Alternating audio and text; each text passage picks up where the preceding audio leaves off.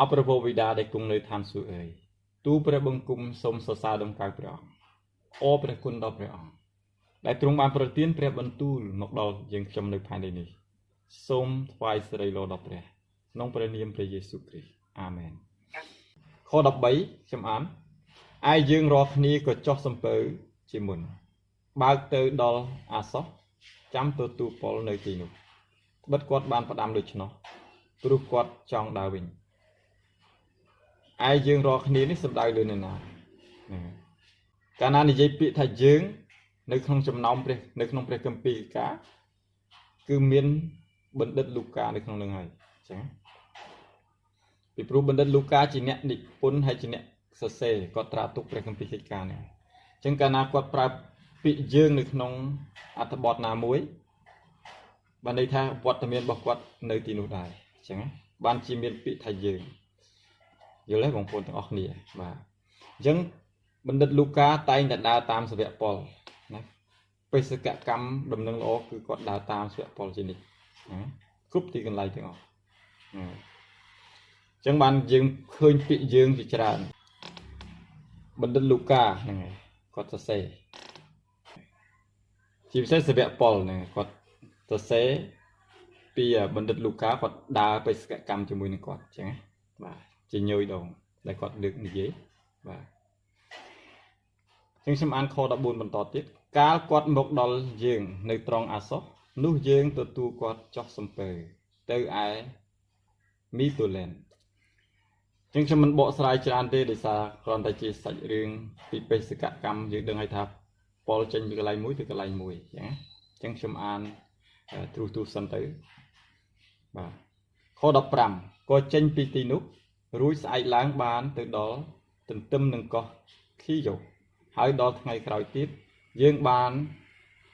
ដល់ទៅសាម៉ូសរួចចូលចតនៅក្រុងត្រូគីលៀមលុះថ្ងៃក្រោយទៀតទើបបានដល់ទៅក្រុងមីឡែនខ16ត្បិតប៉ុលបានសម្រេចនឹងទៅបង្ហោះក្រុងអេផេសូដើម្បីមិនឲ្យខាតពេលនៅស្រុកអាស៊ីដោយគាត់ប្រញាប់នឹងទៅឯក្រុងយេរូសាឡឹមឲ្យទាន់ពេលបុណ្យថ្ងៃ50បើសិនជាបានបាទអញ្ចឹងតាំងពីម្សិលមិញយើងដឹងហើយថាសាវកប៉ុលគាត់ចង់ទៅចូលរួមបុណ្យរំលងបុណ្យនំប៉័ងឥតលំបែណាជាបញ្ញត្តិរបស់ព្រះណាសម្រាប់ពួកសាសយូដាអញ្ចឹងគាត់គម្រោងរបស់គាត់គឺត្រូវទៅដល់មុនថ្ងៃបុណ្យទី50ទៅទៀតអញ្ចឹងណាបាទឲ្យទាន់ហើយយើងដឹងហើយថាថ្ងៃបុណ្យទី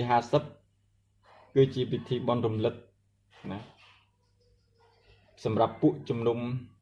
ជាអ្នកជឿដល់ព្រះយេស៊ូវគ្រីស្ទគ្រីស្ទានជាការចងចាំព្រឹត្តិការណ៍ដ៏អស្ចារ្យជាលើកដំបូងដែលព្រះវិញ្ញាណបានចាក់មកដល់ពួកសាវកនិងពួកសិស្សសរុបចំនួន120នាក់ដែលទទួលភ្លើងរបស់ព្រះវិញ្ញាណបរិសុទ្ធសន្ធិដ្ឋហើយចាប់ពីពេលនោះឯងដំណឹងល្អអំពីនគរព្រះបានរីកចម្រើននៅគ្រប់ទីកន្លែងរហូតដល់ពិភពលោកទាំងមូលដោយសពថ្ងៃនេះអញ្ចឹងគឺផ្ដើមចេញពីថ្ងៃបុណ្យទី50ហ្នឹងឯងអញ្ចឹងគឺជាការអស្ចារ្យមួយដែលមិនដែលជួបប្រទះទេក្នុងជីវិតអ្នកជឿណាក្នុងពួកអ្នកជឿដល់ព្រះនាមព្រះយេស៊ូវគ្រីស្ទណាដែលមានអំណាចប្រជាស្ដារបស់ព្រះវិញ្ញាណបរិសុទ្ធជ្រមុជដោយព្រះវិញ្ញាណណាហើយនឹងភ្លើងរបស់ព្រះវិញ្ញាណបរិសុទ្ធគេរស់នៅដោយពឹងលើអំណាចរបស់ព្រះវិញ្ញាណទាំងប្រជាស្ដារបស់ព្រះវិញ្ញាណដឹកនាំណាហើយជីវិតគេបានផ្លាស់ប្រែទាំងស្រុងណាជាមនុស្សធម្មតាទៅជាមនុស្សដែលមិនធម្មតាឃើញទេអញ្ចឹងហើយអំណាចរបស់ព្រះវិញ្ញាណក្នុងការអ្នកដែលជឿដល់ព្រះហើយដែលគាត់បានទទួលការដឹកនាំដោយព្រះវិញ្ញាណបរិសុទ្ធជំនឿរបស់គាត់នឹងបង្កើតផលជាច្រើនណាលើសពីអ្នកជឿធម្មតាចឹងយើងតទៅទៀតខ្ញុំរំលឹកពីបុណ្យ50ហើយយើងធ្លាប់រៀនជាមួយគ្នាជាមួយនឹងជាមួយខ្ញុំអំពីព្រះវិញ្ញាណបរិសុទ្ធហើយខ17ប៉ុលក៏ចាត់គេពីមីឡេតទៅឯក្រុងអេផេសូដើម្បីនឹងហៅពួកចាស់ទុំក្នុងពួកជំនុំនោះមកខ17បញ្ជាក់ថា សវៈពលគាត់មិនត្រឹមតែជាអ្នកដែលប្រកាសដំណឹងល្អដែលព្រះវិញ្ញាណបរិសុទ្ធចម្រើនគាត់ផលផ្លែតាមរយៈគាត់ទេគាត់ជាអ្នកបង្កើតសិស្សហើយបង្កើតពួកជំនុំហើយបង្កើតអ្នកដឹកនាំពួកចាស់ទុំទៀតអញ្ចឹងណាអញ្ចឹងបងចម្រើនគាត់យ៉ាងអស្ចារ្យណានៅតាមកន្លែងផ្សេងគឺគាត់បង្កើតក្រុមជំនុំអញ្ចឹងណាពួកជំនុំណាខ្ញុំមិនហៅក្រុមជំនុំទេពួកជំនុំអញ្ចឹងខ17បញ្ជាក់ថាសវៈពលបាទគាត់មានក្រុមបាទពួកចាស់ទុំដែលគាត់បានបង្កើតណានៅអេផូសូជាច្រើនដែរមកប្រជុំគ្នាអញ្ចឹងបាទអញ្ចឹងបានជាដំណរក្រោយមកសវៈពលគាត់បានសរសេរសម្បត្តិមួយផ្ញើទៅក្នុងពួកជំនុំមានបងប្អូនណាចាំទេសវៈពលថាបើអ្នកណាចង់ធ្វើជាអ្នកធំជាងគេឬក៏ជាអ្នកដឹកនាំនោះត្រូវរស់នៅបែបម៉េចទៅជាគំរូគេបែបម៉េចអញ្ចឹងណាបងប្អូនណាចាំនៅគម្ពីរណាហើយនៅក្នុងព្រះគម្ពីរធីម៉ូថេខ្សែទី1ណាហើយជាជំពូក3ដែលចែងអំពីការដែលសវៈពលបានលើកទឹកចិត្តដល់ពួកអ្នកដែលព្រះអង្គបានធ្វើការតាមរយៈគាត់ហើយឲ្យមានពួកជំនុំឲ្យមានពួកចាស់ទុំណាមានអ្នកដឹកនាំមានអ្នកកង្វៀលហ្នឹងហើយអញ្ចឹងសវៈពលគាត់បានសរសេរសម្បត្តិផ្ញើទៅជាទីបន្ទាល់មួយប្រាប់ថានៅក្នុងចំណោមពួកសិស្សដែលគាត់បង្កើតនឹងរីកចម្រើនហ្នឹងហើយអ្នកណាដែលចង់ខ្លាចជាអ្នកដឹកនាំគេត្រូវធ្វើជាគំរូដល់គេអញ្ចឹងគាត់បានបង្កើតប្រចាំកន្លែងបាទទីម៉ូថេទី1ចំពោះ3ខ1ដល់បាទគុណសម្បត្តិរបស់អ្នកដឹកនាំពួកជំនុំហ្នឹងហើយអញ្ចឹងគាត់បង្កើតណាសវៈតាមរយៈសវៈពលគាត់ធ្វើការនឹងថ្វាយព្រះអញ្ចឹងរំលឹកដល់កិច្ចការងារដែលយើងធ្វើរាល់ថ្ងៃនេះក៏ដូចគ្នាដែរអញ្ចឹងយើងត្រូវតែមានចិត្តមួយចង់ខ្លាយទៅជាអ្នកដែលអាចបង្កើតសិស្សបានថ្វាយព្រះយើងមិនចង់នៅតែជាកូនតូចដដែលទេយើងជឿច្រើនឆ្នាំហើយមានគម្ពីរខ្លះបានចែងថាយើងបានស្គាល់ព្រះជឿដល់ព្រះច្រើនឆ្នាំហើយអាចខ្លាយជាគ្រូគេដែរអញ្ចឹងណាក៏មានខំពីរខ្លះកុំឲ្យធ្វើគ្រូច្រើនពេកដែរប៉ុន្តែវាប្រឆាំងគ្នាយ៉ាងម៉េចណាវាមានបរិបទកន្លែងហ្នឹងនឹងមានពេលខ្ញុំអាចនឹងបង្រៀនពីការហ្នឹងហើយគាត់ថាចង់ឲ្យយើងចេះដឹកនាំគេចេះបង្រៀនគេឲ្យស្គាល់ផ្លូវរបស់ព្រះហ្នឹងណាឲ្យគេចម្រើនខាងឯជំនឿហ្នឹងណាអញ្ចឹងនេះជាការសំខាន់ដែលយើងសូមព្រះអង្គឲ្យយើងកាន់តែចម្រើនឡើងខ្លាយជាអ្នកដឹកនាំគេខ្លាយជាក្បាលហ្នឹងណាត្រូវរីកចម្រើនទាំងអស់គ្នាណាបាទនៅខ18បាទនៅព្រះគម្ពីរតិចតោះក៏បានសវៈពលបានចែងពីការនឹងដែរណាពីអ្នកដឹកនាំខ18លុះមកដល់ហើយគាត់និយាយទៅគេថាឯកិរិយារបស់ខ្ញុំគ្រប់ពេលគ្រប់វេលាដែលនៅជាមួយនឹងអ្នករាល់គ្នាតាំងពីថ្ងៃដែលខ្ញុំចូលទៅស្រុកអាស៊ីមុនដំបូងគឺដែលខ្ញុំបានបម្រើព្រះម្ចាស់ដោយចិត្តសុភាពគ្រប់ចម្ពោះហើយស្រក់ទឹកភ្នែកជាច្រើនទាំងត្រូវសេចក្តីល្បងដោយកិច្ចកលរបស់ពួកសាសយូដាបែបយ៉ាងណានោះអ្នករាល់គ្នាដឹងស្រាប់ហើយបាទខ19នេះសាវកប៉ុលបានសរសេររៀបរាប់ពីបន្ទាល់ជីវិតរបស់គាត់កិច្ចការងារបម្រើរបស់គាត់ទាំងទឹកភ្នែកអញ្ចឹងគាត់ជួបការលំបាកជួបឧបសគ្គណាការលបងលើជាច្រើនណាទាំងទឹកភ្នែកណាការបៀតបៀនផ្សេងជាច្រើនគាត់ជួបឆ្លងកាត់ទាំងទឹកភ្នែកណាសួរថាគាត់ទឹកភ្នែកដោយសារអ្នកណានេះសំដែងអំពីសាវកប៉ុលដែលគាត់លះបង់ជីវិតគាត់ថ្វាយទៅព្រះអស់ពីចិត្តអស់ពីកម្លាំងរបស់គាត់ណាគាត់ទ្រាំទ្រគ្រប់ទាំងកិច្ចការងារដែលគាត់ធ្វើថ្វាយព្រះហ្នឹងអញ្ចឹងឃើញថាព្រះបន្ទូលខ19នេះបានចែងថាគាត់ណាធ្វើការងារបម្រើព្រះមានពេលខ្លះគាត់ត្រូវស្រក់ទឹកភ្នែកណាមានការលំបាកមិនស្រួលទេអញ្ចឹង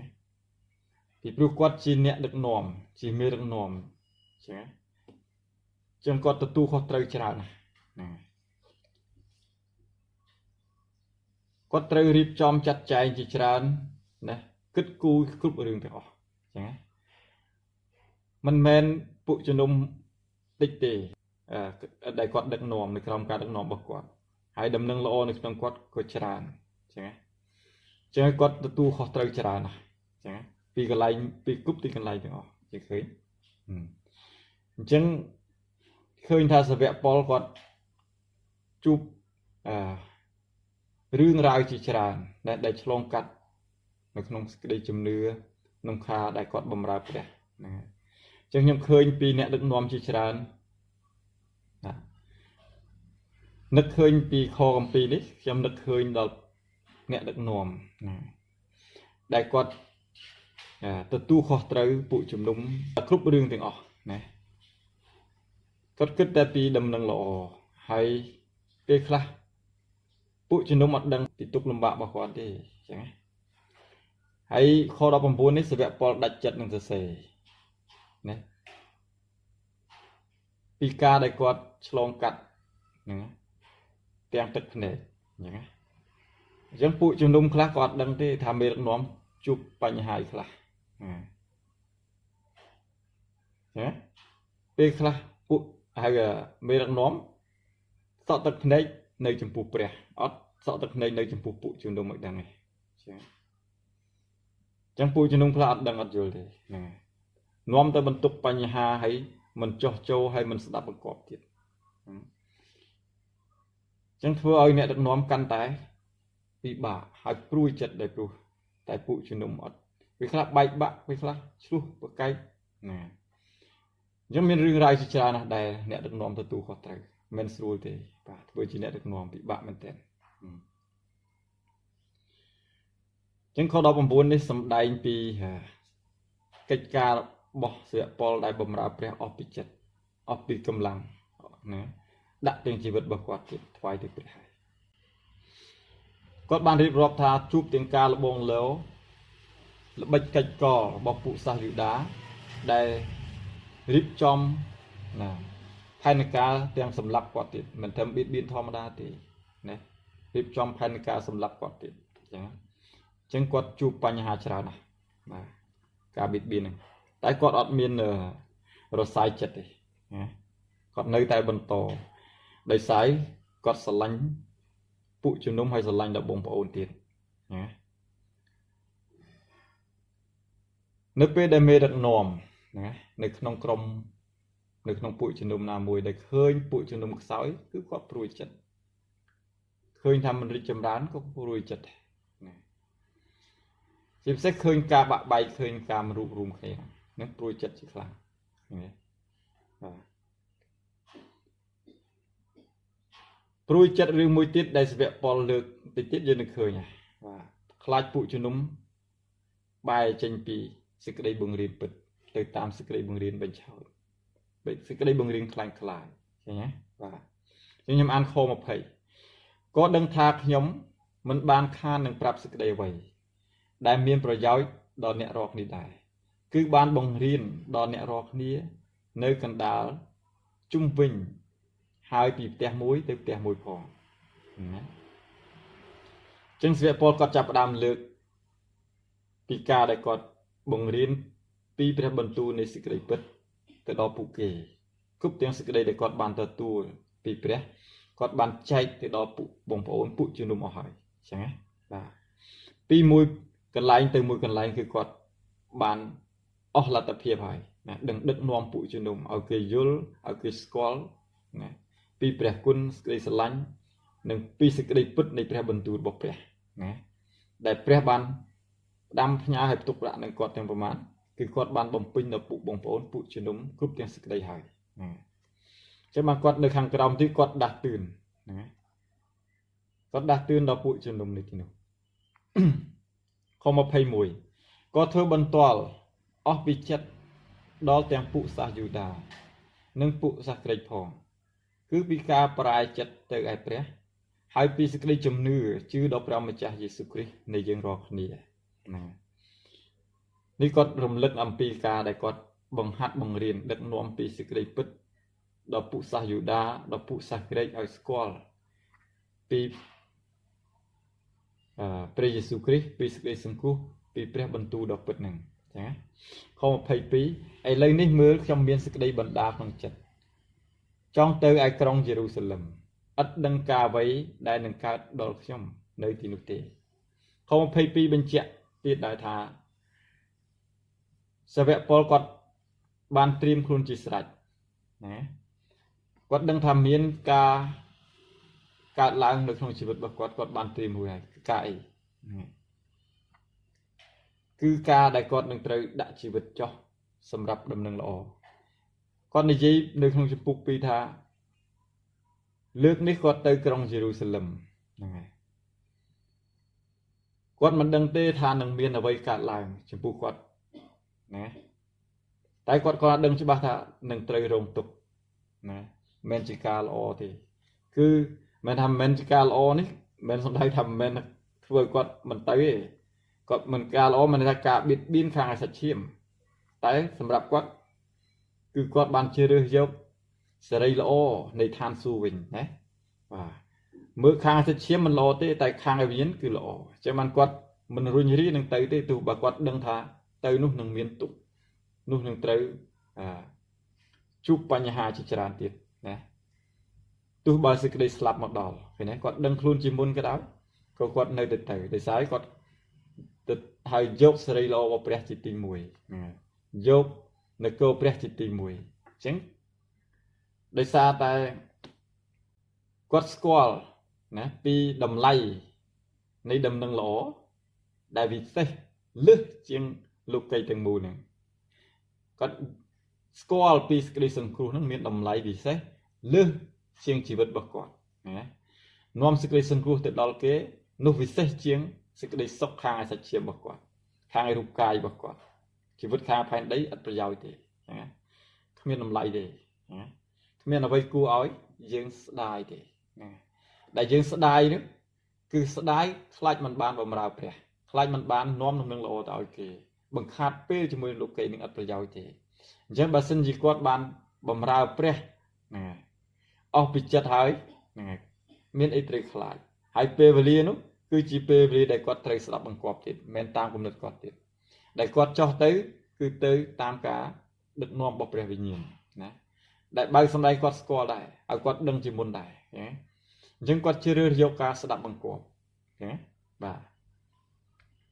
គាត់បានជ្រើសរើសតាមសច្ឆាមរបស់គាត់ទេអញ្ចឹងបញ្ជាក់ពីការដែលគាត់ស្ដាប់បង្គាប់ព្រះបានជាគាត់ដឹងថាមានឧបសគ្គមានបញ្ហាកើតឡើងហើយគាត់នៅទៅទៀតបាទខ23ណាគាត់បញ្ជាក់ទៀតថាដឹងតែប៉ុណ្ណោះថាព្រះវិញ្ញាណបរិសុទ្ធធ្វើបន្ទាល់ដល់ខ្ញុំឃើញទេគឺព្រះវិញ្ញាណបានធ្វើបន្ទាល់ឲ្យគាត់ដឹងជាមុនហើយព្រះវិញ្ញាណបានសម្ដែងណាពីព្រះハតីព្រះអង្គពីបន្ទាល់ឲ្យគាត់ដឹងមុនណាថាទៅនោះនឹងមានហេតុការកើតឡើងដល់គាត់ទៀតហើយចា៎ដឹងតែប៉ុណ្ណេះថាព្រះវិញ្ញាណបរិសុទ្ធធ្វើបន្ទាល់ដល់ខ្ញុំនៅគ្រប់ទីក្រុងថាមានចំណងនិងសេចក្តីវេទនានៅរងចាំខ្ញុំឃើញទេណាដោយសារតែគាត់ស្រឡាញ់ហ្នឹងហើយដំណឹងល្អហើយចោះចូលនោះហើយគាត់បានសម្រេចចិត្តស្ដាប់បង្គាប់ព្រះអង្គឃើញទេដើរតាមព្រះអង្គសម្រេចបហាតីព្រះអង្គវិញដោយព្រះយេស៊ូវចឹងឃើញទេព្រះយេស៊ូវព្រះអង្គស្ដាប់បង្គាប់ព្រះបិតាណាមិនមែនតាមបហាតីព្រះអង្គទេណាពេលដែលព្រះអង្គលុតជង្គង់ណាប្រើពាក្យធម្មតាលុតជង្គង់អធិដ្ឋានបើសិនជាបានសូមព្រះអង្គបានដកពេញនេះចេញពីទូបង្គំតែសូមកុំឲ្យតាមចិត្តទូបង្គំឡើយសូមឲ្យបានតាមបំណងហត្ថីនៃព្រះវិញឃើញទេអញ្ចឹងព្រះអង្គញើសស្រក់ទៅជាឈាមហើយឃើញទេអញ្ចឹងសាវកប៉ុលគាត់ដឹងថាពេលវេលារបស់គាត់បានមកដល់ណាទៅគាត់ត្រូវលះចិត្តណាអញ្ចឹងគឺគាត់ត្រូវស្ដាប់បង្គាប់ហើយចោះចូលពួកពេលវេលារបស់គាត់ព្រះវិញ្ញាណធ្វើបន្តឲ្យដឹងណាអញ្ចឹងគាត់ជ្រើសយកការស្ដាប់បង្គាប់ណាទៅតាមការដឹកនាំរបស់ព្រះវិញ្ញាណ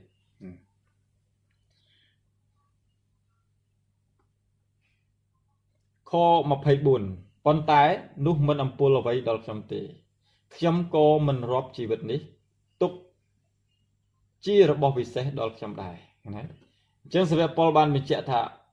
អត់មានអំពុលអ្វីដល់គាត់ទេបានតែគាត់លះចោលអស់ទៅហើយគាត់បានត្រៀមចិត្តរួចទៅហើយកាលណាគាត់បានត្រៀមចិត្តហើយការភ័យខ្លាចនោះបានថយចេញពីគាត់ទៅណាសេចក្តីខ្វល់ខ្វាយនោះបានថយចេញពីគាត់ទៅណាតែបើគាត់អត់បានដឹង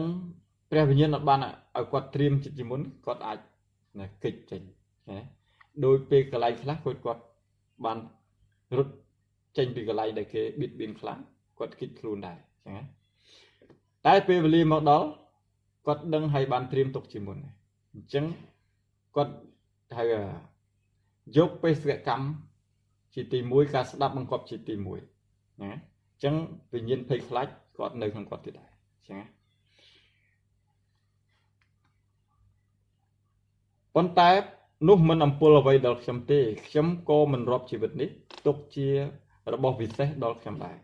ញ្ចឹងក៏រាប់ថាជីវិតសាច់ឈាមនេះបានប្រយោជន៍អីដល់ខ្ញុំបានខ្ញុំលើកការពីដើមថាហ្នឹងហើយយើងបង្ខាត់ពេលជីវិតនៅផែនដីនេះបានប្រយោជន៍អីណានៅពេលដែលយើងស្គាល់ពីអត្តកម្បាំងខាងវិញ្ញាណហើយណាយើងរស់នៅក្នុងពន្លឺហើយហើយបានយើងត្រូវខ្វល់ខ្វាយនឹងជីវិតផែនដីនេះដល់ម្លេះណាចឹងបានអត់ត្រូវខ្វល់ខ្វាយនឹងផែនដីនេះពេកទេណាទាំងខ្ញុំក៏ដោយចារាល់ថ្ងៃនេះខ្ញុំបានចំណាយពេលណាទោះបើខ្ញុំនៅរវល់កិច្ចការងារខាងសាច់ឈាមក៏ដោយក៏ខ្ញុំមិនឲ្យកិច្ចការងារខាងសាច់ឈាមនេះបង្ខាត់ពេលវេលារបស់ខ្ញុំខាងឯវិញ្ញាណដែរណាក៏ខ្ញុំត្រូវតែដេញតាមឲ្យចម្រើនឡើងលើសទៅទៀតផងណាពេលវេលាដែលខ្ញុំចំណាយជាមួយនឹងសាច់ឈាមណាមួយថ្ងៃប៉ុណ្ណាក៏ខ្ញុំត្រូវតែញែកពេលវេលាសម្រាប់ខាងវិញ្ញាណដែរចឹងខ្ញុំយកពេលវេលារបស់ខ្ញុំដែលនៅញែកចេញពីការងាររវល់លោកីនេះណាទាំងពេលញ៉ាំបាយបាទទាំងពេលគេងបាទគឺខ្ញុំកាត់បន្ថយណាទាំងពេលខាងអាសាច់ឈាមការប្រកបខាងអាសាច់ឈាមប្រកបជាមួយនឹងគ្រួសារពេលវេលាដើរលេងគឺខ្ញុំកាត់ចោលទាំងអស់ឃើញទេសួរដោយសារអីដោយសារខ្ញុំបានបង្ខាត់ពេលនឹងលោកីនេះជាច្រើនហើយចឹងបានខ្ញុំមិនចង់បង្ខាត់ពេលជាមួយនឹងលោកីច្រើនពេកទៀតទេចឹងពេលវេលាដើរលេងសម្រាប់ខ្ញុំវាឥតប្រយោជន៍ទេចឹងអាចម្ដងមកការបានចឹងតែបើឲ្យខ្ញុំដើរលេងជ្រើសយកទៅដើរលេងដើរកំសាន្តញឹកញាប់ខ្ញុំមិនធ្វើទេចឹងអាចម្ដងមកការក្នុងលក្ខណៈពិសេសប៉ុណ្ណោះខ្ញុំអត់ស្រាប់សារនឹងជីវិតខាងនោះទេចឹងខ្ញុំយកពេលវេលារបស់ខ្ញុំចំណាយជាមួយនឹងព្រះឲ្យបានច្រើនឡើងចឹងពេលគេងក៏ខ្ញុំកាត់បន្ថយដែរមួយថ្ងៃតើខ្ញុំគេងបានប្រមាណពីព្រោះខ្ញុំរវល់នឹងកិច្ចការមួយថ្ងៃសម្រាប់សាច់ឈាមចឹងខ្ញុំត្រូវយកពេលវេលាខាងវិញ្ញាណណាសម្រាប់កិច្ចការខាងវិញ្ញាណហ្នឹងហើយក៏មិនបង្ខាត់ពេលច្រើនជាមួយសាច់ឈាមហើយបង្អាក់ដល់កិច្ចការងារដំណឹងល្អច្រើនដែរចឹងណាខ្ញុំនៅតែមានពេលបម្រើព្រះខ្ញុំនៅតែមានពេលប្រកាសដំណឹងល្អបានចឹងណាទោះបើខ្ញុំរវល់កិច្ចការខាងសាច់ឈាមខ្លះក៏ដោយចឹងណាឬក៏រាល់ថ្ងៃក៏ដោយចឹងណាខ្ញុំត្រូវតែដេញតាមខាងវិញ្ញាណឲ្យកាន់តែច្រើនឡើងសូមព្រះអំប្រទានពរខ្ញុំអានបន្តទៀតខ24ចឹងបានខ្ញុំរំលឹកដល់បងប្អូនខ្លះគឺជាការលើកទឹកចិត្តទេខ្ញុំបង្ខាត់ពេលខ្ញុំធ្វើអីហ្នឹងហើយដែលខ្ញុំយកពេលវេលារបស់ខ្ញុំមកបង្រៀនឬក៏ប្រកបគ្នាជាមួយនឹងបងប្អូនណាតើខ្ញុំគិតពីអ្នកណាគិតពីខ្លួនខ្ញុំបាទខ្ញុំចំណាយពេលណាទោះខ្ញុំរវល់ពេលខ្លះខ្ញុំអត់បានញ៉ាំបាយទេណាមកដល់ពីកន្លែងភ្លាមគឺខ្ញុំបង្រៀនណាបាយក៏មិនទាន់ញ៉ាំទឹកក៏មិនមុជណាយប់ជ្រៅបានខ្ញុំញ៉ាំបាយណាហើយខ្ញុំយកពេលវេលាជាច្រើនណាសម្រាប់ចម្រើនខាងឯដំណឹងល្អសម្រាប់ចម្រើនខាងឯព្រះបន្ទូលព្រះដែរហ្នឹងហើយគ្រប់វិធីដើម្បី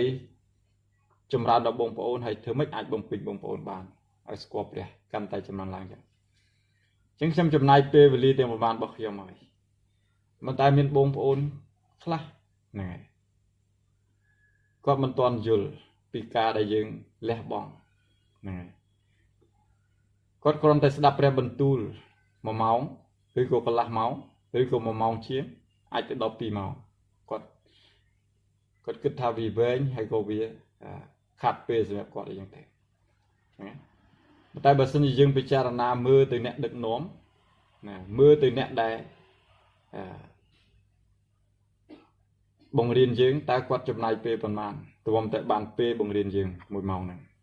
គ្រូខ្លះទៀតគាត់ស្រាវជ្រាវ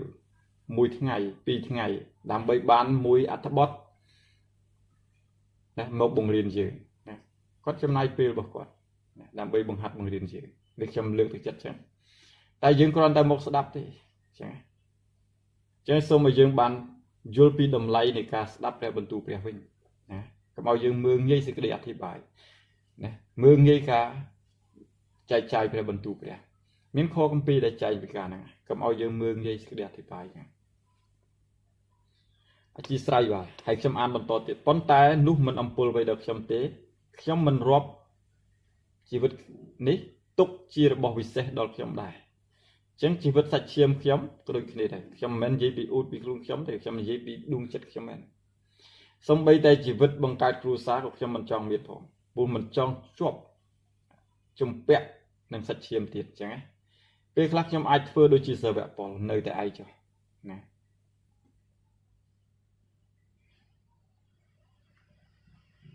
យកពេលវេលាស្វែងព្រះចុះណា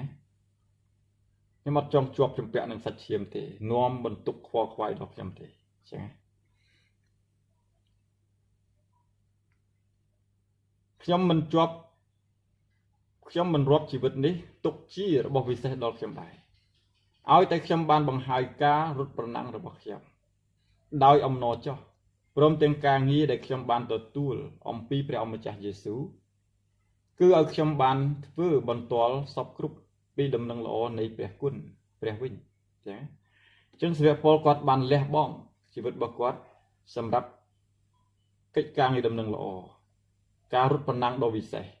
របស់គាត់គាត់រត់ប្រណាំងដើម្បីអីទី1គាត់ស្គាល់ពីតម្លៃនៃនគរព្រះហ្នឹងវិសេសលើសពីជីវិតរបស់គាត់សេរីល្អនៃឋានសួគ៌នោះវិសេសជាងជីវិតគាត់ណាខាងសាច់ឈាមហ្នឹងអញ្ចឹងវាអត់ប្រយោជន៍ទេអញ្ចឹងបានគាត់ខំប្រឹងដេញតាមតែអ្វីៗខាងឯនគរព្រះគាត់មិនដេញតាមសេចក្តីខាងសាច់ឈាមសេចក្តីពងប្រាថ្នាខាងសាច់ឈាមនេះទេណាព្រោះវាអត់ប្រយោជន៍វាជាសេចក្តីពុករលួយណាវាអត់បានចម្រើនអីដល់ខាងព្រលឹងវិញ្ញាណទេអញ្ចឹងមានពរឲ្យអស់អ្នកដែលដេញតាមខាងឯព្រលឹងវិញ្ញាណខាងឯនគរព្រះណាមានពរឲ្យអ្នកដែលលះចេញពីសាច់ឈាមហ្នឹងហើយស្វែងរកនគរព្រះជាទី1គាត់ថាទីព្រះអង្គហើយ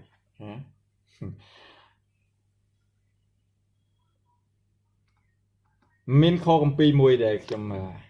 ខយោងពីកន្លែងហ្នឹងដែរពីការរត់ប្រណាំងនេះបងប្អូនណាចាំខណានៅក្នុងព្រះគម្ពីរធីម៉ូថេខ្សែទី2ចំពុក4ខ្ញុំអានឲ្យបងប្អូនស្ដាប់ខ7ដល់ខ8ខ្ញុំបានតយុទ្ធយ៉ាងល្អខ្ញុំបានរត់ប្រណាំងជាស្រេចខ្ញុំបានរក្សាសេចក្តីជំនឿទៅហើយពីនេះទៅមុខនឹងមានមកុដនៃសេចក្តីសុចរិតបំរុងទុកឲ្យខ្ញុំដែលព្រះម្ចាស់ដូចជាចៅក្រមសុចរិតទ្រង់នឹងប្រទានមកខ្ញុំនៅថ្ងៃនោះឃើញទេគាត់មានអំណរទៅខាងឯវិញ្ញាណណាខាងឯពលឹងវិញ្ញាណគាត់មានអំណរខាងឯនៅគឺអព្រះមិនមែនដល់ខ្ញុំតែម្នាក់ប៉ុណ្ណោះណាមិនមែនសម្រាប់ទៅប្រយោជន៍គាត់ទេគឺដល់អស់អ្នកណាដែលចូលចិត្តនឹងដំណើរទ្រង់យាងមកវិញនោះដែរឃើញទេយើងការដែលគាត់ធ្វើទាំងប៉ុន្មាននេះមិនដើម្បីតែប្រយោជន៍ខ្លួនគាត់ប៉ុណ្ណោះទេគឺដើម្បីប្រយោជន៍ដល់អ្នកឯទៀតណាដែលចូលចិត្តនឹងការដំណើរដែលទ្រង់ទៅយើងមកមិនថាដល់អស់អ្នកដែលចង់បានសេចក្តីសង្គ្រោះដល់អស់អ្នកដែលចង់បាននគរព្រះចឹងបានប្រយោជន៍ដល់អ្នកអស់នោះ ដូចជាយើងរាល់ថ្ងៃខំបំរើព្រះប្រកាសដំណឹងល្អណាយើងបានរង្វាន់យើងបានមកគាត់ពីព្រះលើពីនេះទៅទៀតនាំមនុស្សជាច្រើននៅបានសេចក្តីសង្គ្រោះណាឃើញទេនោះជាតម្លៃមួយដែលពិសេសសម្រាប់គាត់ដែលយើងដូចជាយើងធ្វើរាល់ថ្ងៃនេះយើងស្គាល់ពីសេចក្តីសង្គ្រោះនោះពិសេសបើសិនជាមនុស្សមិនបានឮពីដំណឹងល្អនោះគេនឹងត្រូវវិនិច្ឆ័យណាគេនឹងត្រូវវិនិច្ឆ័យដោយព្រោះអំពើបាបរបស់គេណាតែនៅពេលដែលយើងនាំសេចក្តីសង្គ្រោះឲ្យគេនោះពិសេសណាគេនឹងបានសេចក្តីសង្គ្រោះអញ្ចឹងគ្មានតម្លៃណាដែលពិសេសជាងសេចក្តីសង្គ្រោះទេដែលឲ្យមនុស្សបានរួចពីសេចក្តីហិនវិនិច្ឆ័យណាអញ្ចឹងអ្នកណាដែលអាចនាំមនុស្សម្នាក់មកឲ្យនគរព្រះណានឹងបានរង្វាន់ដ៏អស្ចារ្យហើយដែលហៅថាកូនរបស់ព្រះដ៏ពិសេសណាដែលព្រះអង្គស្រឡាញ់ឲ្យគប់ហាតីណាណាអញ្ចឹងមានពរឲ្យដែលបងប្អូនចេះប្រកាសដំណឹងល្អហើយលើសទៅទៀតណាឃើញការដែលមនុស្សទាំងអស់បានប្រែចិត្តតាមរយៈដំណឹងល្អរបស់យើងខ្ញុំកាលពីដែលខ្ញុំបានស្គាល់ព្រះតាំងពីព្រះអង្គត្រាស់ឲ្យខ្ញុំដំបូងណាខ្ញុំអរមែនទែននៅពេលដែលដំបូងខ្ញុំអរគ្រាន់តែខ្ញុំក្លាហានចេះប្រកាសព្រះបន្ទូលចេះបើកមាត់និយាយពីព្រះនាមយេស៊ូវទៅគេតែក្រោយមកព្រះអង្គបាយកាន់តែចម្រើនខ្ញុំហើយបង្កើតផលតាមរយៈដែលខ្ញុំប្រកាសនឹងល្អឲ្យមានអ្នកជឿណាជាក់ស្ដែងនៅឃើញនឹងភ្នាក់ជាក់ស្ដែងដូចបង្ខេមអញ្ចឹងណាបន្តណាព្រះអង្គឲ្យមានអ្នកជឿហើយគេខ្លាចជាសិស្សរបស់ខ្ញុំឃើញទេអញ្ចឹងគេនៅជាប់នឹងខ្ញុំណាព្រះអង្គបានទាញនាំគេមកណាមានមកក្រុមអញ្ចឹងទៅឃើញទេព្រះអង្គបកគលគេមកឲ្យខ្ញុំដឹកនាំឲ្យបំពេញគេតាមរយៈដែលខ្ញុំប្រកាសដំណឹងល្អទៅគេប្រែចិត្តហើយនៅជាប់នឹងដំណឹងល្អនេះជាមួយនឹងខ្ញុំដែរឃើញទេរហូតមកដល់សពថ្ងៃនេះអញ្ចឹងខ្ញុំសរសើរដំណើរដល់ព្រះអញ្ចឹងខ្ញុំបានរង្វាន់របស់ខ្ញុំហើយណាហើយលើសទៅទៀតនោះខ្ញុំអំណរដែលឃើញគេបានសង្គ្រោះហើយយូរទៅទៀតខ្លាយទៅជាអ្នកដឹកនាំបន្តវេនទៀតជាអ្នកអាចបង្កើតសិស្សបានទៀតនឹងអំណរសម្រាប់យើងជាអ្នកបម្រើនឹងល្អអញ្ចឹងសាវកប៉ុលដូចគ្នាគាត់លើសពីនឹងទៅទៀតខ25ខ្ញុំអានបន្តទៀតខ្ញុំគាត់អានខកំពីខ្លះដោយសារមេរៀនវែងហើយខកំពីខ្លះបងប្អូនបានធ្លាប់រៀនច្រើនហើយណាខ25ឥឡូវនេះមើលខ្ញុំដឹងហើយថាក្នុងពួកអ្នករាល់គ្នាដែលខ្ញុំបានដើរទៅមកជាមួយដោយភពប្រសពគ្នាទាំងប្រកាសប្រាប់ពីនគរនៃព្រះនោះគ្មានអ្នកណាមួយនឹងឃើញមុខខ្ញុំទីឡើយនេះជាពេលវេលាដែលសាវកប៉ុលផ្ដាំផ្ញើជាលើកចុងក្រោយផងគាត់ដឹងអញ្ចឹងធ្វើឲ្យពួកជំនុំឮពាក្យសម្ដីគាត់តទឹកភ្នែកណាហើយថ្ងៃល្ងាចមិញក៏ខ្ញុំអានបានតិចហ្នឹងក៏ចង់សក់ទឹកភ្នែកដែរឃើញពីការលះបង់របស់គាត់សម្រាប់ពួកជំនុំសម្រាប់ពួកបងប្អូនណាគាត់បានព្យាយាមអស់ពីចិត្តណែនាំពួកគេបំពេញពួកគេឲ្យស្គាល់ពីសេចក្តីពិតឲ្យរស់ក្នុងសេចក្តីពិតឲ្យប្រែចិត្តណាគាត់បានបង្ហាត់បង្រៀនសពគ្រប់ទាំងអស់ទៅដល់ពួកគេអញ្ចឹងពួកជំនុំមានសេចក្តីស្រឡាញ់ហ្នឹងចំពោះគាត់នៅពេលដែលឮពាក្យសម្ដីរបស់គាត់លាណាជាលើកចុងក្រោយគាត់ដឹងខ្លួនថាគាត់ប្រហែលជាគ្មានពេលត្រឡប់មកជួបពួកជំនុំម្ដងទៀតទេអញ្ចឹងយើងឃើញថាពេលវេលានេះគួរឲ្យយើងត្រកដួលបណ្ណាឃើញទេនៅពេលដែលអ្នកដឹកនាំដែលនាំឲ្យយើងបានសង្គ្រោះឲ្យយើងស្គាល់ព្រះហើយបង្ហាត់បង្រៀនយើងសពគ្រប់ទាំងអស់ស្រាប់តែពេលមួយជាពេលវេលាចុងក្រោយរបស់គាត់ណាដែលគាត់ផ្ដាំផ្ញើជាលើកចុងក្រោយនេះជាលើកចុងក្រោយដែលគាត់ជួបបងប្អូនអស់គ្នាហើយបងប្អូនគ្នារាល់គ្នានឹងលែងឃើញខ្ញុំទៀតណាអញ្ចឹងពួកជំនុំនៅទីនោះស្រក់ទឹកភ្នែកដោយព្រោះអីឮពាក្យសម្ដីដោះណា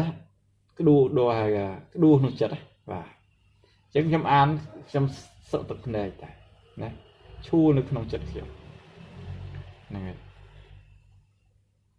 អញ្ចឹងបងប្អូនបានឃើញថាពេលខ្លះបាទមេដឹកនាំយើងមានសម្ដីបាទធ្ងន់បន្តិចដល់យើង តែដែលព្រោះចង់ឲ្យយើងល្អទេឃើញទេមិនចង់ឲ្យយើងធ្វើខុសគឺចង់ឲ្យយើងរស់តាមបំណងហត្ថនៃព្រះហើយនៅជាប់នឹងសេចក្តីជំនឿជាប់នឹងសេចក្តីពិតហ្នឹងហើយខបើគម្ពីរបន្តទៅទៀតយើងនឹងឃើញណាសិពលបានផ្ដាំផ្ញើជាលើកចុងក្រោយរបស់គាត់ណាមុននឹងគាត់ទៅគាត់ផ្ដាំផ្ញើជាច្រើនបើតែគាត់យកចិត្តទុកដាក់ណាពីព្រោះគាត់បារម្ភណាគាត់ដឹងថានៅពេលដែលគាត់លែងនៅនោះនឹងមានសេចក្តីបង្រៀនខ្លាំងខ្លាយហើយនឹងមានអ្នកដែលបៀតបៀនព្រោះសម័យកាលនោះពួកយូដាឬក៏តែងតែធ្វើទុកបៀតបៀនសំបីតែគាត់ក៏ទប់ទល់មិនបានផងឃើញទេចុះទម្រាំតែកូនជៀមណាទម្រាំតែពួកសិស្សណាតើយើងណាទៅចឹងមិនគាត់បារម្ភឲ្យប្រយ័ត្នណាទី1គឺសេចក្តីបង្រៀនខ្លាំងខ្លាយគ្រូបង្រៀនខ្លាំងខ្លាយដែលនាំបញ្ឆោតបងប្អូនឲ្យវង្វេងចេញពីសេចក្តីបង្រៀនពិតរបស់គាត់ណាទៅតាមសេចក្តីបង្រៀនខ្លាំងខ្លាយណាចឹងគាត់បារម្ភណាខ26ដូច្នេះខ្ញុំធ្វើបន្ទាល់ដល់អ្នករាល់គ្នានៅថ្ងៃនេះថាខ្លួនខ្ញុំបរិសុទ្ធពីឈាមអ្នករាល់គ្នាទាំងអស់ចឹងស្វៈពបានប្រកាសនៅថ្ងៃនេះថាសម្រាប់គាត់នៅចំពោះព្រះគឺគាត់គ្មានទោសទេពីព្រោះគាត់បានបង្ហាត់សេចក្តីបង្រៀនពីសេចក្តីពិតទាំងប្រមាណដល់ពួកបងប្អូនហើយចឹងណាចឹងហើយគាត់អត់ចឹងហើយរឿងមួយហើយគ្រាន់តែរំលឹកដល់ពួកជំនុំទេណាឲ្យប្រយ័ត្នហើយរក្សាសេចក្តីជំនឿនេះឲ្យជាប់ចឹងណាមានរឿងអីកើតឡើងក៏មិនទោសថាគាត់មិនបានប្រាប់ជាមុនឃើញណាចឹងមកគាត់ថាឈាមខ្ញុំបរិសុទ្ធនៅចំពោះអ្នករាល់គ្នាទេខ្លួនខ្ញុំបរិសុទ្ធណាពីឈាមអ្នករាល់គ្នាទាំងអស់ណាចឹងនៅចំពោះព្រះគឺគាត់អត់មានហើយមានសេចក្តីខ្មាស់ឬក៏ជាប់មានបញ្ហាជាប់ទោសនៅចំពោះព្រះទេចឹងព្រះបានដឹកនាំគាត់ឲ្យមកបំពេញពួកជំនុំហើយណាចឹងគាត់បានប្រាប់ពីគ្រប់ទាំងសេចក្តីហើយចឹងរឿងពួកជំនុំណាធ្វើតាមឬមិនធ្វើតាមទទួលខុសត្រូវលើខ្លួនឯងហើយចឹងណាបាទគាត់ផ្ដាំផ្ញើជាលើកចុងក្រោយណា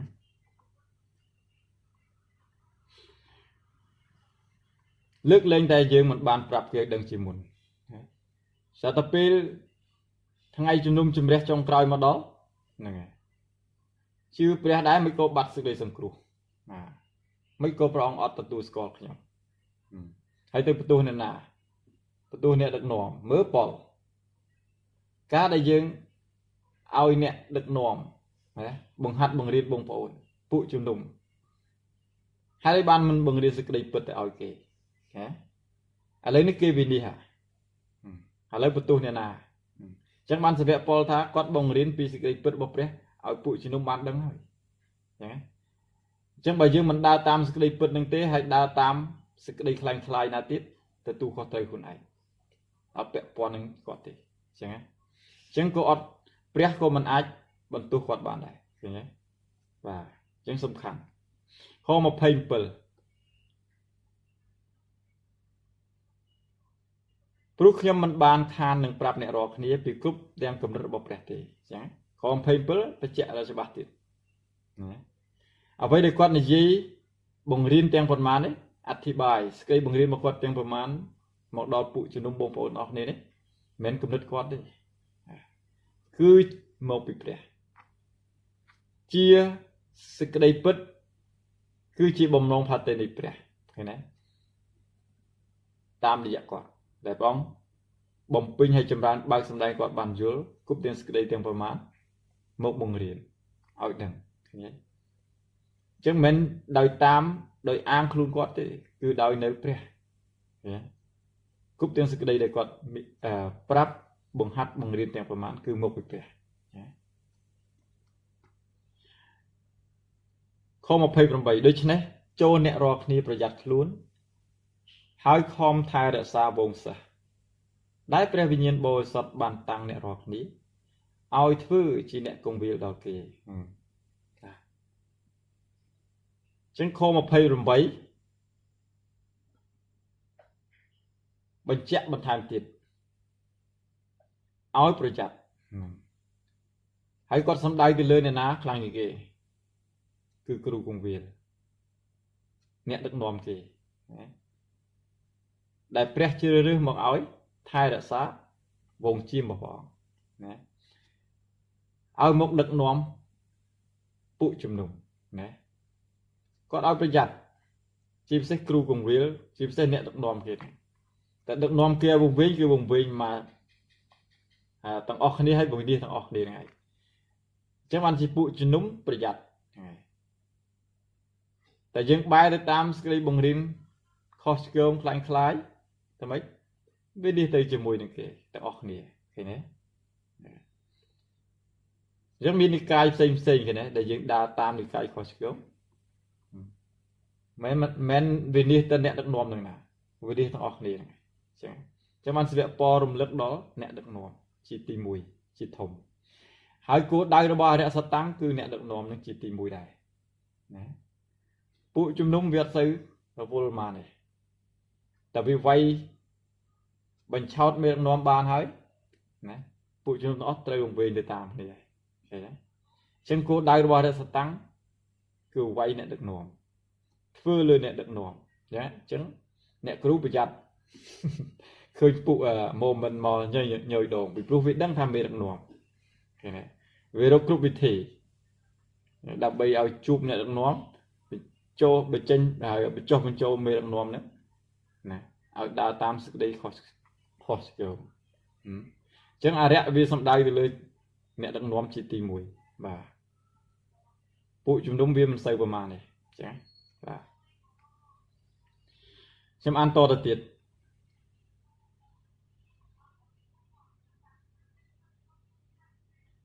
ដូច្នេះចូលអ្នករាល់គ្នាប្រយ័ត្នខ្លួនហើយខំថែរក្សាវង្សសិស្សដែលព្រះវិញ្ញាណបរិសុទ្ធបានតាំងអ្នករាល់គ្នាឲ្យធ្វើជាអ្នកគង្វាលដល់គេដើម្បីឲ្យបានឃ្វាពួកជំនុំរបស់ព្រះម្ចាស់ដែលទ្រង់បានទិញដោយព្រះលិទ្ធព្រះអង្គទ្រង់ចោះអញ្ចឹងសេចក្តីនេះយើងយល់ហើយពួកជំនុំនោះគឺបងថ្លៃដោយព្រះលិទ្ធព្រះយេស៊ូវគ្រីស្ទណាអញ្ចឹងត្រូវថែរក្សាការពារពួកគេណាឲ្យបានល្អណាកុំឲ្យឱកាសអរិយសតាំងណាទាញនាំពួកគេទៅវិនិច្ឆ័យវិញណាពីពួកគេគឺបានទទួលការប្រោះលុះបងថ្លៃដោយព្រះលិទ្ធព្រះយេស៊ូវគ្រីស្ទចឹងចាំបានជាមេដឹកនាំត្រូវតែការពារពួកជំនុំហ្នឹងហើយបើយើងបានប្រាប់ពីគប់ទាំងសេចក្តីពិតរបស់ព្រះហើយហ្នឹងហើយតែគេរឿងជជែកគេមិនបែរតាមសេចក្តីពិតទៅតាមសេចក្តីខ្លាំងខ្លាយអាហ្នឹងគឺយើងអត់ខុសនៅចំពោះព្រះដែរណាគឺគេទទួលខុសត្រូវចំពោះខ្លួនគេនៅចំពោះព្រះវិញតែយើងបាននាំគេឲ្យស្គាល់សេចក្តីពិតនោះត្រូវយើងបានការពារពួកគេឲ្យបានល្អចឹងណាចង់បាននេះហ្នឹងខ29ខ្ញុំអានតទៀតណាសារម៉ោងយើងច្រើនដែរត្បិតខ្ញុំដឹងថាក្រោយដែលខ្ញុំទៅបាត់នោះនឹងមានឆ្កែព្រៃដ៏សាហាវដែលមិនចេះប្រណីដល់វងវានឹងចូលមក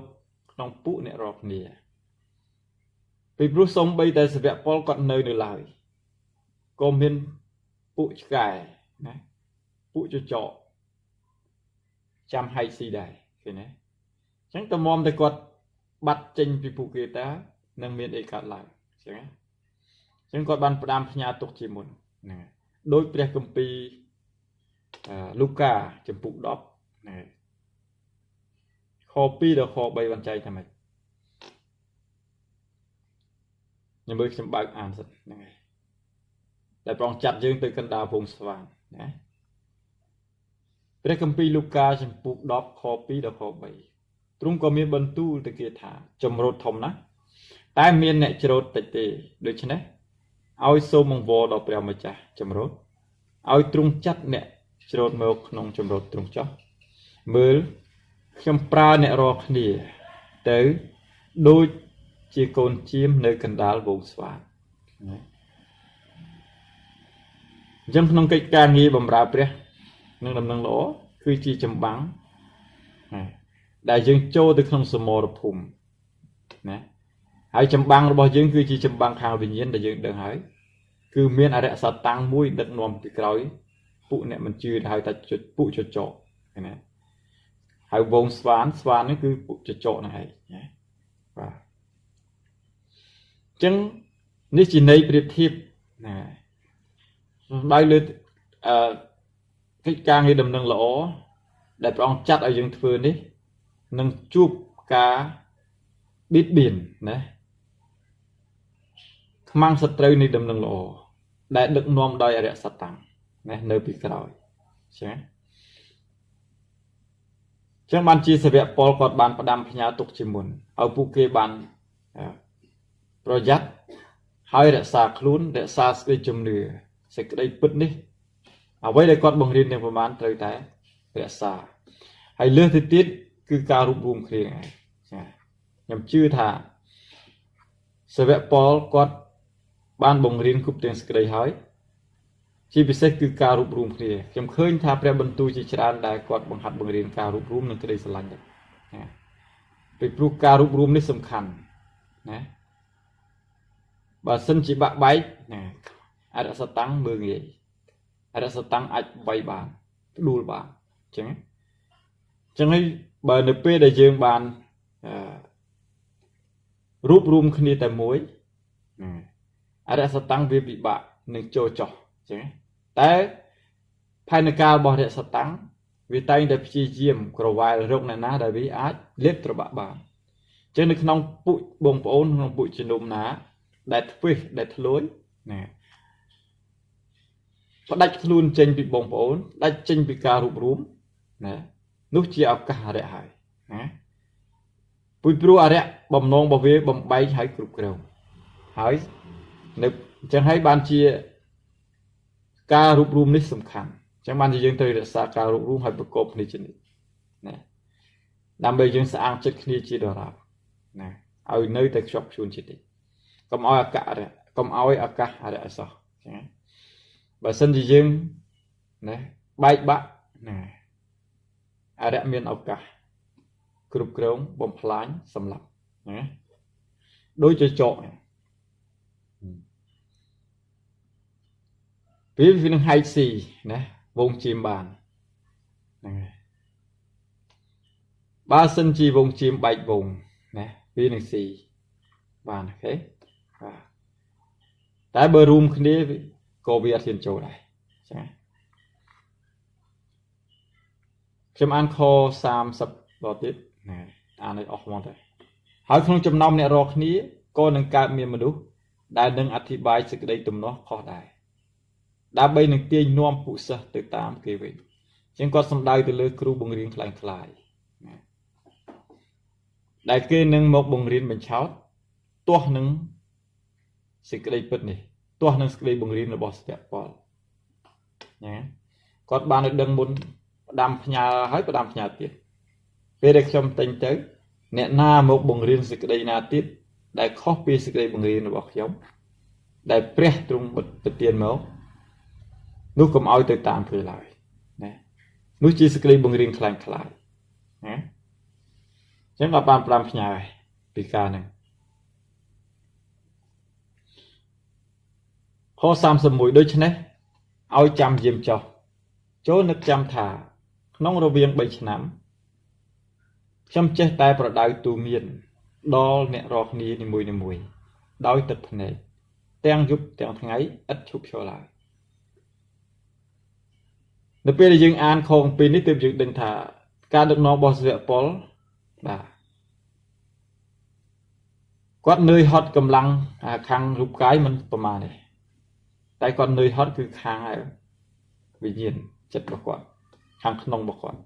đại khơi thập bụi chưa núng và ót cho chốt ót sẽ đập bằng quạt cái đấy rồi có phụ bông bốn này bài về bài sẽ đắm rồi có chơi thật chua một cái này bạch bạc này mình cái lạnh ព្រះគម្ពីរកន្លែងជាច្រើនផ្សេងៗទៀតដែលស្វៈពរបង្រៀនពីការហ្នឹងដែលពួកជំនុំបែកបាក់គ្នាអញ្ចឹងបានជាមានព្រះបន្ទូលជាច្រើនឲ្យយើងរួបរวมគ្នាជានិច្ចស្រឡាញ់គ្នាជានិច្ចដោយសារនៅក្នុងសម័យកាលណាក៏មានដែរ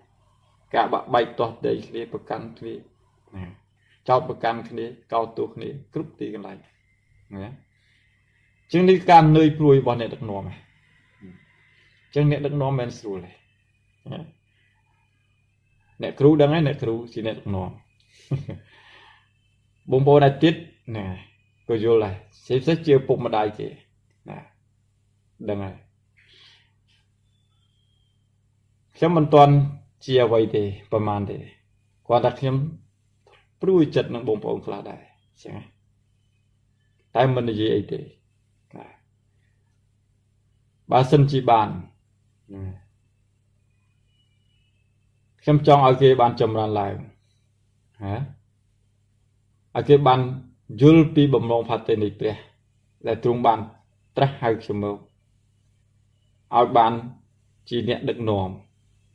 នៅក្នុងក្រុមតូចណាមួយទេចាខ្ញុំមិនមែនជាអ្នកដឹកនាំអីទេគាត់ថានៅក្នុងក្រុមតូចមួយដែលជាបង្គោលទេហ្នឹងហើយសូមឲ្យបានតែរួបរวมគ្នាតែប្រមាណអ្នកហ្នឹងក៏បានដែរមិននៅពេលដែលខ្ញុំធ្វើការថ្វាយព្រះអង្គបំពេញបងប្អូនដោយស្មោះត្រង់ចានោះខ្ញុំបានធ្វើអស់ពីចិត្តខ្ញុំដែរចាតាំងពីខ្ញុំស្គាល់ព្រះខ្ញុំតែងតែចង់ឃើញបងប្អូនទាំងអស់ដែលព្រះបានប្រទានមកឲ្យខ្ញុំចង់ឃើញគេរីកចម្រើនចង់គេបាននៅជាប់នឹងព្រះបន្ទូលនិងសេចក្តីពិតនេះហើយក៏ចង់ឃើញគេបង្កើតផលជាច្រើនដែរតែបើសិនជាបងប្អូនខ្សោយបងប្អូនរវិតចិត្តធ្វើខ្ញុំព្រួយចិត្តដែរពេលខ្លះបង្រៀនឆ្វេងចេញស្ដាំដែរពិបាកអត់យកចិត្តទៅដាក់ដែរហើយខ្ញុំឃើញថាសាវកប៉ុលគាត់បានរៀបរាប់ពីទឹកភ្នែករបស់គាត់ដែលឆ្លងកាត់ជាមួយនឹងពួកជំនុំនៅក្នុងខនេះបញ្ជាក់ថា3ឆ្នាំដែលគាត់ព្យាយាមណាដឹកនាំបង្ហាត់បង្រៀនពួកគេទូមានពួកគេណាទាំងទឹកភ្នែកក៏ជួបដែរបាទខ32ឥឡូវនេះខ្ញុំផ្ញើអ្នករាល់គ្នាទុកនឹងព្រះនេះជាពេលបណ្ដាំចុងក្រោយរបស់គាត់ឥឡូវនេះគាត់ជឿថាម្ដងនេះគាត់ទៅឲ្យលែងមកវិញហ่ะអញ្ចឹងគាត់អត់មានអីទៀតទេគាត់ផ្ដាំផ្ញើទុកនឹងព្រះហើយចាថ្វាយទៅព្រះឲ្យបងប្អូនអរគ្នាខ្ញុំផ្ញើអ្នករាល់គ្នាទុកនឹងព្រះហើយនឹងព្រះបន្ទូលនៃព្រះគុណទ្រង់ផងអញ្ចឹងមានតែផ្ញើទុកនឹងព្រះហើយមានព្រះបន្ទូលព្រះទុកដាក់នឹងអ្នករាល់គ្នាឲ្យកាន់តាមហើយខ្ជាប់ខ្ជួនទៅឃើញទេបើសិនជាកាន់តាមខ្ជាប់ខ្ជួននោះមិនអីទេតែបើសិនជាយើងបែរចេញពីសេចក្តីពិតនៃព្រះបន្ទូលវិញបងប្អូនបែរទៅតាមសេចក្តីបង្រៀនណាទៀតនាំឲ្យយើងមិនពីនេះបាត់សេចក្តីសង្គ្រោះហ្នឹងឯងខ្ញុំផ្ញើអ្នករាល់គ្នាទុកនឹងព្រះហើយនឹងព្រះបន្ទូលនៃព្រះគុណទ្រង់ដែលអាចនឹងស្អាងចិត្តហើយនឹងឲ្យអ្នករាល់គ្នាមានកេរ្តិ៍អាករនៅក្នុងពួកនៃអស់អ្នកដែលញែកជាបរិសុទ្ធចឹងគាត់ផ្ញើទុកនឹងព្រះហើយព្រះបន្ទូលដែលគាត់បានបង្ហាត់បង្រៀនទាំងប្រមាណនោះសម្រាប់នឹងស្អាងចិត្តដឹកនាំពួកគេឲ្យដើរតាមផ្លូវរបស់ព្រះហើយឃើញទេឲ្យគេនៅរក្សាសេចក្តីជំនឿរក្សាសេចក្តីសង្គ្រោះទទួលមរតកដែលជាកេរ្តិ៍អាករនៃនគរព្រះសម្រាប់ពួកគេម្នាក់ៗហើយចាឲ្យគេបានរក្សាសេចក្តីពិតនេះនៅជាប់នឹងខ្លួនចោលខ33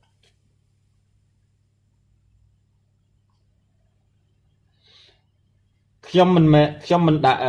នដែលលោភចង់បានប្រាក់មាសឬសម្លៀកបំពាក់របស់អ្នកណាឡើយអ្នករាល់គ្នាដឹងហើយថាដៃខ្ញុំនេះបានគុតគង់គ្រប់របស់ដែលខ្ញុំត្រូវការព្រមទាំងពួកអ្នកដែលនៅជាមួយផងសាវកពលគាត់បំរើព្រះគាត់មិនបានចង់បានផលប្រយោជន៍ពីបងប្អូនឬពីពួកជំនុំទេចា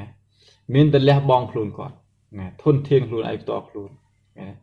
ជួយអ្នកឯទៀតជួយដល់បងប្អូនវិញម្សិលមិញយើងរៀនពីដងវាយនោះមិនមែនសម្រាប់ខ្លួនគាត់ទេសម្រាប់ទៅជួយដល់ពួកខ្ញុំដែលខ្សោយប៉ុណ្ណោះ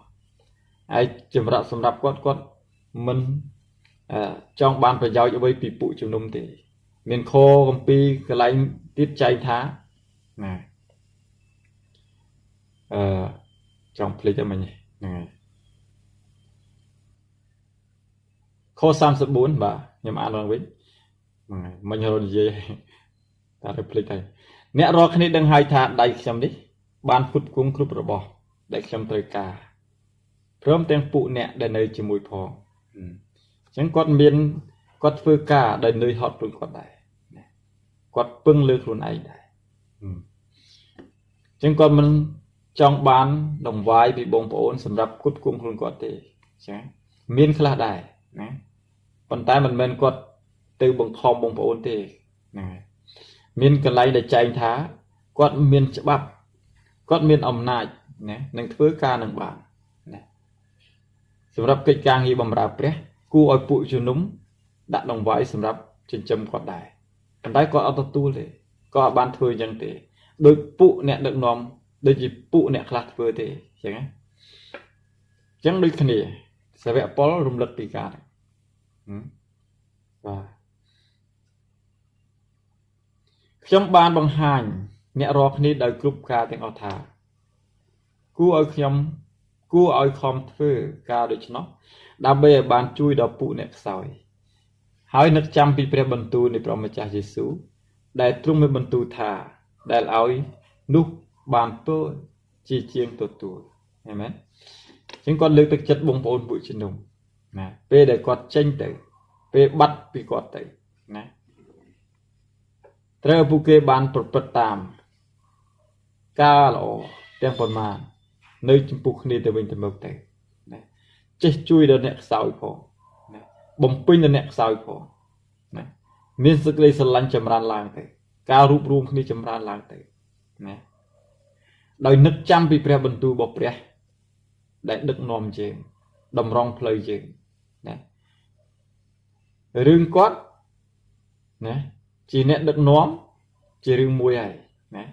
ប៉ុន្តែរឿងមួយលើសទៅទៀតនោះគឺយកព្រះបន្ទូលព្រះជាទី1ដឹកនាំហ្នឹងហើយ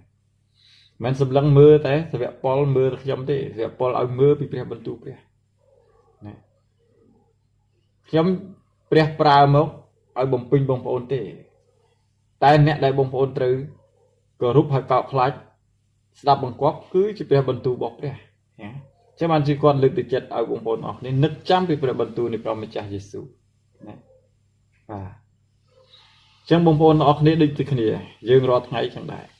អ្នកដឹកនាំបងចាត់មកណាគាត់បង្ហាត់បង្រៀនយើងមិនមែនជាគំនិតរបស់គាត់ទេគឺយកព្រះបន្ទូលព្រះមកបង្រៀនយើងស្អាងចិត្តយើងណាគាត់ដែលយើងគោរពគាត់ឲ្យតម្លៃគាត់ជាអ្នកដឹកនាំណាហើយដែលយើងប្រព្រឹត្តតាមគាត់គឺប្រព្រឹត្តតាមព្រះបន្ទូលដែលគាត់បង្ហាត់បង្រៀនយើងណាមិនមែនជាប្រាជ្ញាគាត់មិនមែនជាគំនិតគាត់ទេគឺជាព្រះបន្ទូលនៃព្រះវិញចា៎អញ្ចឹងបានជាយើងលើកដំកើងសេរីល្អរបស់ព្រះដោយព្រះបន្ទូលរបស់ព្រះដឹកនាំជីវិតយើងពេលខ្លះយើងអត់បានអានព្រះបន្ទូលណាអញ្ចឹងបានជាព្រះឲ្យមានអ្នកដឹកនាំមកបំពេញយើងដោយព្រះបន្ទូលអញ្ចឹងពួកជំនុំខ្លះមិនមែនទាំងអស់គ្នាស្រឡាញ់ព្រះបន្ទូលណាអ្នកខ្លះមិនដែលទាំងអានផងអញ្ចឹងបានជាត្រូវតែមានពេលណាវេលាមកប្រកបគ្នាទៅយើងមិនបានអានព្រះបន្ទូលទេតែមានមេដឹកនាំគាត់បំពេញយើងដោយព្រះបន្ទូលណាដើម្បីយើងចម្រើនឡើងហើយយើងបានស្គាល់ពីសេចក្តីពិតហ្នឹងហើយអូខេតែបើយើងបានអានហើយហ្នឹងហើយក៏ល្អហើយតែបើសិនជាមិនបានអានទេហើយមិនបានមករៀនមិនប្រកបគ្នាទៀតចប់បណ្ដោយឃើញទេចឹងអត់ល្អដល់យើងទេបាទខ36លុះបាននិយាយសេចក្តីទាំងនោះរួចហើយនោះប៉ុលក៏លុតជង្គង់អធិដ្ឋានជាមួយនឹងគេទាំងអស់គ្នាបាទចឹងសាវកប៉ុលគាត់បានសម្ដែងពី សេចក្តីស្រឡាញ់សេចក្តីនឹករលឹករបស់គាត់ចំពោះពួកជំនុំនៅចំពោះព្រះគាត់មិនដាច់អាល័យនឹងចង់ទៅទេណាខ្ញុំជឿថាគាត់និយាយនេះប្រហែលជាទាំងទឹកភ្នែកផងមិនត្រឹមតែពួកជំនុំផងហើយទឹកភ្នែកដែលគាត់ស្រក់នេះដោយសារខ្ញុំជឿខ្ញុំដឹងព្រោះយើងជាអ្នកដឹកនាំពេលដែលបែកពីពួកបងប្អូនទៅណាវាត្រូវតែហៅទឹកភ្នែកត្រូវតែចេញមកតែឈួរឡើងហើយដោយសេចក្តីស្រឡាញ់ជាពិសេសដឹងខ្លួនថាលែងបានមកជួបបងប្អូនទៀតហើយជាលើកចុងក្រោយជាងគាត់លុតជង្គង់ចុះហើយអធិដ្ឋានទាំងអស់គ្នាខ17ខ37ហើយគ្រប់គ្នាក៏យំជាច្រើនរួចគេអោបក៏គាត់ថើបដោយថ្និតថ្នមខ38ទាំងមានសេចក្តីព្រួយពីពាក្យនេះពីជាដើមគឺដែលគាត់ថាគេមិនឃើញមុខគាត់ទៀតឡើយរួចក៏ជូនគាត់ទៅដល់សំពៅបាទដែលពួកគេយំដោយព្រោះពាក្យសម្ដីមួយណាដែលប៉ះពាល់ដល់ចិត្តគាត់ដែលប៉ះពាល់ដល់ចិត្តពួកគេជាខ្លាំងគឺនឹងមិនឃើញមុខគាត់ទៀតទេចាប់ពីពេលនេះតទៅឃើញទេបាទចឹងសាវកប៉ុលគាត់បានធ្វើគ្រប់ការទាំងអស់ការលះបង់ទាំងអស់បាទថ្វាយទៅព្រះហើយក៏សម្រាប់ពួកជំនុំដែរគាត់បូជាទាំងអស់ថ្វាយទៅព្រះណាទាំងការបម្រើពួកជំនុំណាសពគ្រប់ទាំងអស់ហ្នឹងហើយចឹងឲ្យសូមឲ្យបងប្អូនអរគ្នាបានយល់ពីបំណងផាតេនីព្រះចម្រើនដល់ថ្ងៃនេះហើយជាពិសេសយល់ពីសុខទុក្ខរបស់អ្នកដឹកនាំត្រូវឲ្យយើងឲ្យតម្លៃអ្នកដឹកនាំចឹងណាពេលខ្លះអាចមានសម្ដីធ្ងន់ខ្លះប៉ុន្តែយើងបានសេចក្ដីគិតពិចារណាពីគោលបំណងនៃការដែលគាត់បន្ទោស